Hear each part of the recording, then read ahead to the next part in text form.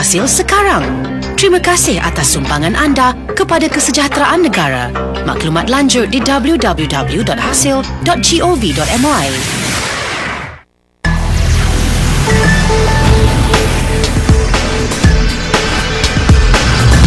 Assalamualaikum, salam Malaysia Madani. Kembali semula bersama-sama dengan saya Raifah Zulkifli. Waktu ini menerusi klinik cukai yang dibawakan oleh Lembaga Hasil Dalam Negeri Malaysia. Dan adakah, tiba macam serius sangat ni, adakah anda tidak berpuas hati dengan cukai taksiran yang dikenakan? Rasa macam taksiran tersebut ada kesilapan? Kenapa tinggi sangat anda kena bayar cukai? Baru bertenang, tarik nafas. Kita nak kongsikan dengan anda bagaimana cara untuk membuat rayuan terhadap taksiran cukai yang dikenakan. Dan kerana itu, kita bawakan topik kita hari ini, tip membuat rayuan taksiran cukai, bersama dengan Yang Mulia Raja Kamarul Zaman Raja Musa, Pengarah Jabatan Undang-Undang dari Lembaga Hasil Dalam Negeri Malaysia. Assalamualaikum Tuan. Waalaikumsalam Rifah, terima kasih. Terima kasih juga kerana bersama-sama dengan kami. Saya suka awal anda tak puas hati dengan taksiran cukai yang dikenakan. Rasa macam ada kesilapan. Tingginya pada bayar cukai.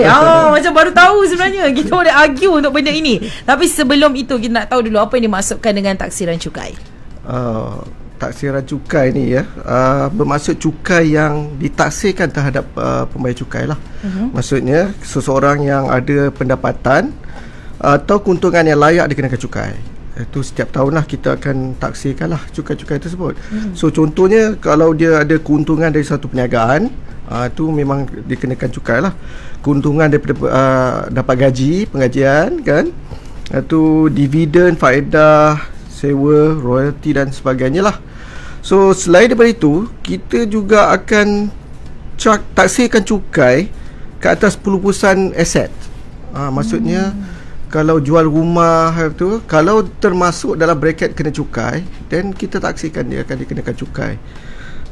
Tu dinamakan cukai keuntungan harta tanah lah. Selain daripada itu ada cukai petroleum, everything semua kan yang tu.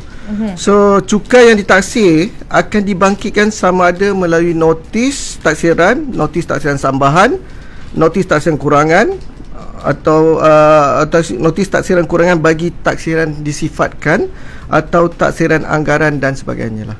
Itu antara cukai yang kita kenakan lah. Okey, ada yang kata kenapa macam baru tahu kita boleh buat rayuan-rayuan terhadap taksiran cukai kita, Tuan?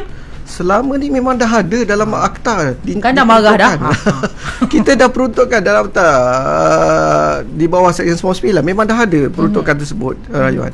Cuma pembayar cukai je tak nak ambil tahu berkenaan tadi. Kalau boleh semak kita punya website semua ada, dan cari berkenaan dengan rayuan, mesti ada. Okey. Dan tadi kita sebut rayuan taksiran cukai. Kita tahu dah cukai-cukai yang dikenakan lah taksiran cukai tu apa. Sekarang ni kita nak tahu pula maksud rayuan taksiran cukai. Adakah saya memang boleh tak payah bayar cukai ni, Tuan? Ini yang kita mahukan. Kalau tak nak bayar tu, semua orang tak nak bayar cukai ni kalau boleh tu, kan? Tapi kalau rayuan cukai ni, maksudnya taksiran cukai ni, pembayar cukai boleh merayu. Maksudnya kalau dia tidak berpuas hati ke atas cukai yang dikenakan, dia boleh bawa rayu. Tetapi mestilah ada sebab-sebab yang tertentu kan. So jadi kalau kita buat rayuan taksiran cukai ni, ia adalah satu proses di mana individu atau syarikat atau organisasi mengemukakan rayuan atau bantahan terhadap cukai yang dibangkitkan. So ini biasanya berlaku apabila seseorang atau syarikat merasakan bahawa anggaran cukai yang diberikan oleh hasil tu adalah terlalu tinggi lah. So proses rayuan akan melibatkan pengisian borang rayuan lah. So borang rayuan ni kenalah mengukakan dokumen-dokumennya sekali kan. Tapi masa filekan dokumen borang rayuan tersebut, tak perlulah disertakan dokumen-dokumen yang tu, tapi perlu nyatakan apa alasannya yang secara jelas lah, apa alasan kenapa dia merayu ke atas cukai tersebut lah kan. So tujuan tu, kalau tujuan rayuan taksiran ni dibenarkan ialah untuk memastikan bahawa penilaian ke atas pendapatan tu yang digunakan untuk mengira cukai tu, yang kita kira cukai, pembayar cukai ni berapa banyak, adalah adil dan tepat. Jadi bila kita kenakan cukai tu, itu yang sepatutnya dibayar oleh pembayar cukai. Itu yang penting. Kita nak cukai tu yang sebenarnya, yang adil. Itu yang penting pada kita kan. So kalau nak tahu lebih lanjut mengenai rayuan cukai ni, taksiran cukai ni, boleh hubungi hasil boleh hubungi hasil atau datang ke pejabat untuk mengetahui tentang prosedur-prosedur dia lah. Tapi kalau nak lagi senang, kita boleh masuk pada portal rasmi itu hasil, itu www.hasil.gov.my. Okey. Kita kadang-kadang kan tuan, kita percaya dan kita yakin dengan keseluruhan sistem yang ada. Cuma kadang ada juga yang kita kan, walaupun gaji tu rahsia, tapi kadang ada kan berbual kan suami isteri, yang kenapa gaji you lagi tinggi, cukai you sikit je, gaji sikit, cukai banyak ni. Dia macam tiba-tiba kita buat comparison sedemikian. Dia mungkin tak ada kesilapan di mana-mana yang membolehkan juga kita nak buat rayuan ini. Dia dari segi sinilah, kalau macam individu ni itu dah spesifik tu individu lah. Ini daripada pengalaman saya sendirilah. Kalau saya kira kan, kalau kita tengok kalau suami isteri tu kan, dia ada anak, ada apa kan, jadi pelepasan anak tu siapa yang ambil? Kalau ikutkan, kalau kita ada 2 anak, sebenarnya boleh bagilah satu kan. Share lah. Tapi ada setengah tu dia ambil semua. Siapa dulu dia dapat? Dia ambil semua lah kan. Dia ambil semua. Jadi pelepasan dia tinggi lah. Pelepasan dia tinggi, jadi dia punya cukai tu kurang lah. Dikurangkan lah supaya dia dapat anak punya pelepasan. Contohnya kalau anak belajar di universiti ke, berapa banyak pelepasan tinggi kan. So kalau dia ambil semua, jadi masa kena ada perbincangan. Ya, betul. Kena perbincangan. Ini janganlah siapa dulu dia dapat. Runsing kita tunggu 12 minit. Okey. Dan dari sudut hak rayuan dan juga masa untuk membuat rayuan, apa sebenarnya hak rayuan kita? Dah ada masa-masa tertentu? Okey, kalau rayuan ni dah diperuntukkan di bawah Seksyen 99 lah, atas cukai pendapatan. Ini di bawah atas cukai pendapatan. Jadi atas cukai keuntungan atas tanah penada semua lah ya. So dalam tu menunjukkan bahawa jika seseorang tidak berpuas hati dengan sesuatu taksiran yang telah dibuat oleh hasil bagi mana tahun taksiran yang berkenaan, orang tersebut berhak merayu terhadap taksiran tersebut. Dia berhak merayu. Kalau dia tak puas hati, dia boleh rayu. Ya. Tu Seksyen 99 ni adalah rayuan berkaitan dengan taksiran yang asal ke taksiran tambahan, taksiran pendahuluan yang dibuat oleh LGN ni kan, daripada penemuan audit atau siasatan. Itu taksiran anggaran yang dibuat tanpa borangnya tercukai, maksudnya dia tak hantar borang. So kita akan buat taksiran anggaran. Atau borang cukai dia tu dia hantar lewat. Kemungkinan kita akan kenakan cukai dahulu. Kan. Jadi kita buat anggaran di situ. Anggaran biasalah kan. Kalau kena anggaran tu mestilah tinggi kan. So tinggi sedikit lah orang kata daripada biasa. Jadi berdasarkan pada, kalau tak puas hati dengan tu, dan bolehlah buat rayuan tu kan. So pembayar cukai juga boleh buat rayuan terhadap satu notis pemberitahuan tidak kena cukai. Dia dapat notis tak kena cukai, tapi macam selalunya yang berlaku ni ialah perniagaan lah, di mana bila dia diberi notis tidak kena cukai, mungkin dia tak puas hati sebab dia tak puas hati ada pelepasan-pelepasan yang dia boleh bawa ke hadapan. Maksudnya kerugian-kerugian yang boleh dibawa ke hadapan mungkin terkurang kira ke atau dia pun boleh buat merayu. Okey, tapi tahulah kalau rayu-rayu ni dia bukan senang tuan. Kan dia macam rayu cinta, dia macam sukar kan. Dia ada step-stepnya. Jadi kita nak tahu bagaimana cara untuk buat rayuan bagi kes-kes seperti yang disebutkan tadi. Okey. Kalau bab rayuan ni, kalau kita tengok bila notis taksiran diterima, kita ada masa, pembayar cukai lah ada masa dalam 30 hari lah untuk filekan rayuan kalau dia tak puas hati. Okey, dalam masa 30 hari tu dia akan dia kena mengisi borang Q. Nama dia borang tu, borang rayuan tu borang Q. Okey. Yang mana dia kena hantar terus kepada pejabat hasil yang mengendalikan fail cukai pendapatan dia. So anda perlu pembayar cukai tu perlu mengikut prosedur lah. Maksudnya kemukakan 4 salinan borang. Salah satu daripada 4 tu mestilah yang ori lah, yang original lah. Ya. Borang tu kalau ada lampirannya, maksudnya dalam borang tu kita biasa borang satu page tu kecil je tempat je kan. So nak isikan berapa banyak tak boleh. Jadi buat lampiran pun boleh juga. Dia boleh kalau dia kemukakan, tapi tak perlu disertakan dengan dokumen-dokumen lain lah. Sebab kalau dokumen-dokumen ni disertakan takut tercicir, takut hilang kan. So dia tu. So and then dia boleh turun dia boleh cetak borang ni. Kalau nak senang tu cetak borang Q ni di portal rasmi jugalah, iaitu www.hasil.gov.my. Tapi pastikan bahawa borang yang dicetak tu adalah borang yang betul. Dia ada borang Q bagi rayuan di bawah Akta Cukai Pendapatan, borang Q bagi rayuan di bawah Akta Cukai Keuntungan Harta Tanah, borang Q bagi rayuan di bawah Akta Cukai Petroleum, dan rayuan bagi kes cukai pegangan. Tu dia kena pastikan tu, borang-borang tu. So selepas dia dah lengkapkan borang tu dia mesti lengkap.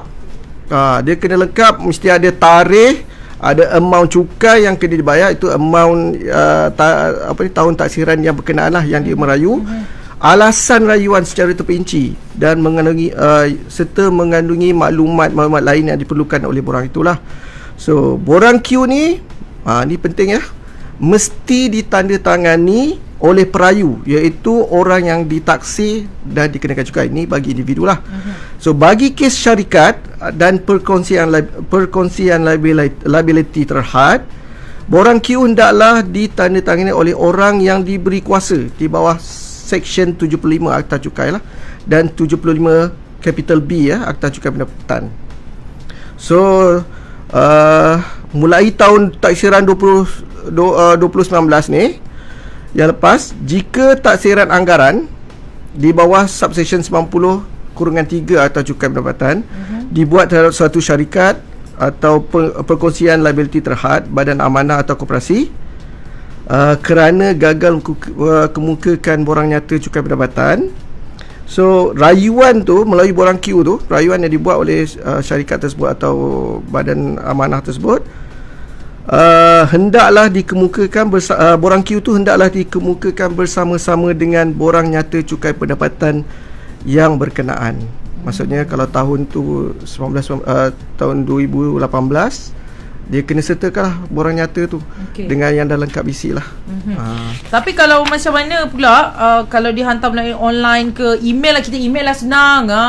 Diterima tak?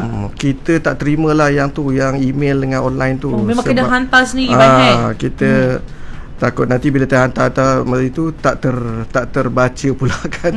Usah email kan banyak kan.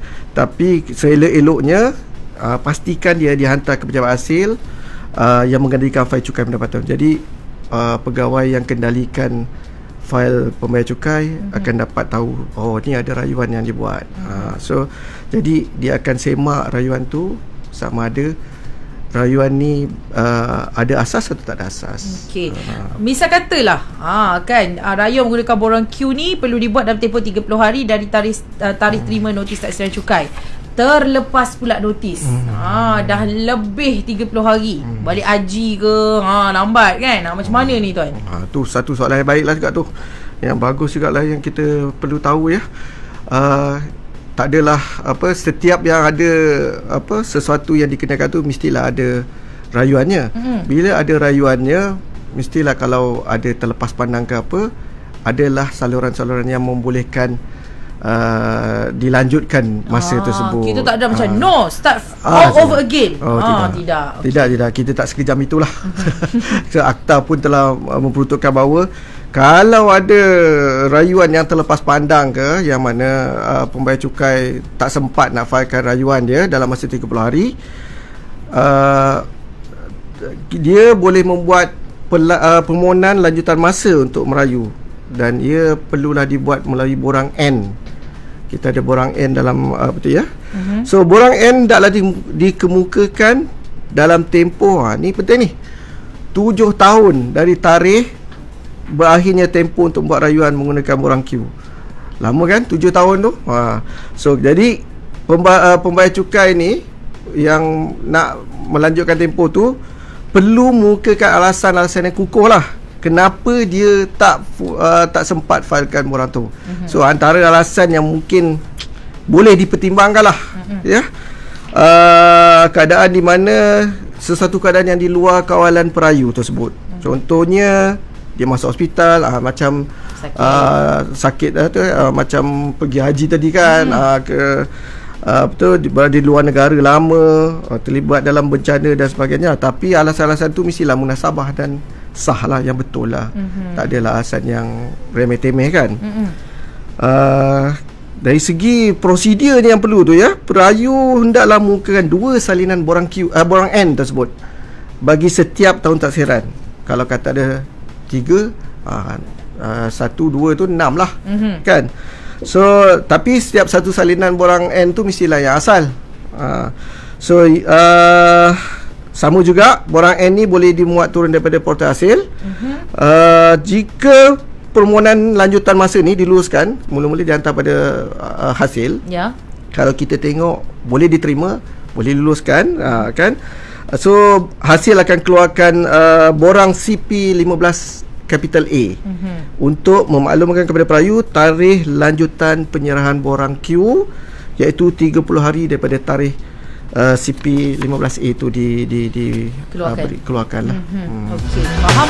Baik, tuan-tuan bersama-sama dengan kami, kita dalam program Klinik Cukai bersama dengan Lembaga Hasil Dalam Negeri Malaysia. Ini topik yang sangat menarik, tip membuat rayuan taksiran cukai. Bersama dengan Yang Mulia Raja Kamarul Zaman Raja Musa, Pengarah Jabatan Undang-Undang Lembaga Hasil Dalam Negeri Malaysia. Banyak kita dah kongsi tadi, ada banyak borang yang kita tahu. Sebelum ni kita tahu CP500, borang biasa A, EA form, B, macam tu je. Sekarang kita dah pergi borang Q, dah borang N, dah banyak borang dah kita tahu. Dia ada sampai huruf apa tu sebenarnya? Banyak ni. Banyak huruf sampai Z ni rasanya. Okey. Dan juga sekarang ni kita dah hantar dah, contohlah kita dah hantar kes rayuan tu. Macam mana hasil nak bagi kata putus kepada rayuan tersebut? Okey, bila rayuan tu dah difailkan kan, di pejabat hasil, dan pegawai akan lihat dululah apa dia kan. So jadi kita dapat tahu dari musi borang Q ni, perayu akan mengukakan alasan-alasan dia. Alasan ni apa dia? Alasan kukuh ke apa dia ke? So semua alasan ni kita akan kaji semula. Kita akan tengok dari segi perundangan, dari segi apa semua. So mengapa dia orang tak pembayar cukai tidak setuju dengan taksiran yang dikenakan kan? So jadi dengan bukti kukuh atau kertas sokongan bagi memberi justifikasi pada rayuan tersebut, contohnya seperti ledger, account kan, atau invoice jualan, everything lah, semua yang berkaitan, dan kita akan kaji semua, tengok tu. So daripada kertas sokongan dengan bukti-bukti tersebut, so kita akan kaji, dan jika kita rasa memang betul taxpayer ni ada alasan yang kukuh untuk tidak bersetuju dengan tu, dan kita akan kurangkan balik lah cukai tersebut. Okey, saya sebenarnya lebih nak tahu jugalah, sebab tu memang dah sangat berpengalaman lah kan, pengarah pula tu kan. Dia macam hampir khatam dah ni. So saya nak tanya, kalau kita sebut tentang rayuan taksiran cukai ni, adakah selalunya ia membabitkan peniaga berbanding dengan mereka yang menerima potongan gaji bulanan? Biasanya okey, kalau ikut pengalaman saya sendirilah, ya. Kalau ikut yang pergi ke mahkamah cukai ke apa itu, memang kebanyakannya peniaga lah, syarikat lah. Tapi ada juga individu-individu yang penggajian, yang mana ni masa saya mula-mula start kerja dulu, ada yang datang jumpa tanya macam mana saya punya cukai tinggi macam ni, saya dapat gaji saja. Dan saya tengok, kita kasi muat lah, walaupun dia tidak dibuat secara official borang Q, tapi pada masa tu atas tanggungjawab kita nak membantu, jadi kita tengoklah bagaimana nak membantu dia. So jadi bila kita tengok dia memang tiada perniagaan, sumber pendapatan lain tak ada, cuma penggajian je, dan kita rujuk kepada pegawai yang berkenaan bahawa kita nyatakan bahawa ini adalah penggajian saja, kenapa tinggi, kenapa dia punya tinggi. Ada yang berjaya dikurangkan sebab memang betul dia tak ada pendapatan perniagaan. Dan bila kita semak lanjut, kita dapati bahawa dia tak hantar borang. Itu dia masalahnya. Bila dia tak hantar borang, tadi kan saya kata Section 90 kan, Section 90 tu kita boleh buat anggaran. So anggaran tu mungkinlah tinggi. Maksudnya dia tidak lapor. Kenapa tidak lapor, tuan-tuan? Okey. Dan kadang tu sebenarnya itu adalah salah satu dah, kalau berpendapatan penggajian memang itu je gajinya, tiba macam tinggi sangat, kita boleh juga. Ya, betul. Menggunakan borang Q. Ya, boleh. Boleh, kalau nak borang Q boleh, tapi asas mesti kuat lah. Asas mesti kuat. Tadi banyak sebut alasan yang munasabah, alasan yang munasabah. Kalau boleh dikongsi, apa antara alasan yang munasabah yang selalunya diterima, ke itu adalah rahsia? Kalau ikut macam kalau dari segi borang N tu, alasan sahabat tadi kita dah nyatakan bahawa dia tak ada di Malaysia. Berapa lama. Itu untuk borang N lah. Tapi untuk orang yang buat rayuan ni, apa alasan munasabah yang contoh, rayuan saya diterima untuk kurangan cukai? Gitu. Contoh macam tadilah saya kata, dia tak ada borang tapi dia kena Section 90, kan? Section 90 dia punya anggarannya tinggi. So bila dia tinggi, dia datang, dia bawa maklumat payslip dia semua tu, tunjukkan bahawa gaji dia banyak ni setahun. So kita kata ini berasas lah. Itu antara yang boleh diterima lah. Yang lain-lain anda kena isi dulu lah, borang queue baru tahu. Semuanya berapa lama kita nak tahu rayuan kita diterima? Apa proses selepas itu? Adakah yang dah bayar bertahun-tahun semua ni kita akan dapat balik? Ini soalan cepu mas ni. Maafkan saya. Dapat anugerah tak ni? Kita bergantung kepada sesuatu kes tersebut.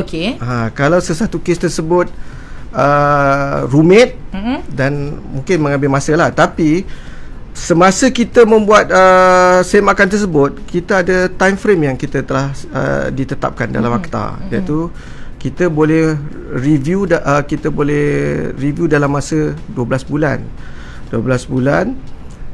Kalau kita tidak sempat untuk review tu, mungkin kita boleh minta pelanjutan masa lagi 6 bulan. Kalau tak sempat, mungkin kita boleh hantar kepada Mahkamah Cukai. Jadi Pesuruhjaya Khas Cukai Pendapatan lah untuk didaftarkan di Mahkamah Pesuruhjaya Cukai, untuk didengar lah untuk kes itu. Tapi proses saya percaya proses untuk penyelesaian tu masih lagi berterusan. Kalau pembayar cukai datang untuk berbincang lagi dengan pegawai penasih, jadi dia kemungkinan sebelum kes tu dibicarakan mungkin dah boleh diselesaikan. Contohlah misal kata sekarang ni dah ada keputusan, contoh saya lah orangnya, kau pun cukai RM80 apalah kan. Jadi tuan kata dah gagal lah, tak boleh. Tapi saya rasa tak puas hati, saya nak merayu lagi, saya nak cuba lagi. Adakah saya perlu melantik peguam ataupun ejen cukai ke, atau macam mana? Gitu. Memang betul lah kalau kita masih lagi tidak berpuas hati dengan keputusan yang dibuat oleh hasil, dan kita akan panjangkan tu kepada Mahkamah Pesuruhjaya Khas Cukai lah, yang berada di Kementerian Kewangan tu ya. So, di situ dia akan didaftarkan dan akan diberi tarikh lah tu. So pada masa tu terpulang kepada pihak cukai sama ada untuk melantik peguam atau tax agent yang berpengalaman lah, yang boleh mengendalikan sebab. Baik tu, misal katalah kan, sekarang ni saya rasa semua okey je di kedekan cukai tu, alhamdulillah jadi wira negara. Kan ada email dapat terima kasih kerana menjadi wira negara. Kita sukalah. Tapi bila dah tua-tua nak dekat pencen kan, nak kira-kira balik lah yang tahun dulu-dulu tu, dia boleh ke tahun-tahun sebelum ni tiba kita rasa macam macam terlebih lah bayar ni bila kita berbincang melihat balik nasib gaji ataupun apa-apa lah, boleh ke dalam lama? Itulah saya kata, kalau kita nak buat rayuan tu, tempoh rayuan tu kalau ikutkan perlu difailkan dalam masa 30 hari Section 99 tu. Tapi kalau terlepas pada tu, dia boleh filekan borang N untuk pelanjutan masa. So jadi tempoh masa pun ada. Dia ditetapkan selama 7 tahun daripada tarikh daripada tarikh dia nak buat tempoh rayuan tu ditamat. So kalau tempoh masa tu masih di dalam tu 7 tahun, then okey lah, tak ada masalah lah pada saya. Tapi kalau dah 14 tahun tak payahlah. Tu saya dokumen pun tak ada kot. Tapi kan kita dah mula dari sekarang, nampak tak, nak buat masa pencen banyaklah akal. Okey, secara ringkas tuan, sedikit pesanan kepada pendengar, silakan. Okey, terima kasih lah pasal bagi saya nak sampaikanlah sikit lah So mandangan sekarang ni kita masih lagi musim e-filing lah bagi untuk yang pendapatan perniagaan ni individu yang berpendapatan perniagaan, dan bagi mengelakkan anggaran cukai, transaksi cukai dibuat oleh hasil, kenalah lapor pendapatan anda dan bayar cukai sekiranya ada selewat 30 Jun lah 2023 ni ya. Itu yang bagi yang borang B yang manual lah. So bagi yang secara e-filing, saya difahamkan ada lanjutan tempoh lah sampai 15 Julai lah tarikh terakhir untuk difailkan kan. So then dia boleh menggunakan e-filing di mytax lah, mytax.hasil.gov.my. So kita juga nak maklumkan kepada pembayar cukai supaya berhati-hati dengan scammer yang sering mengambil kesempatan lah. Ya, scammer ni macam-macam cara dia buat dah sekarang ni. So takut nanti semasa mengisi borang dah terimalah pula kena bayar ke akaun ni. So pastikan dahulu dapatkan pengesahan daripada hasil sebelum melakukan transaksi bayaran lah.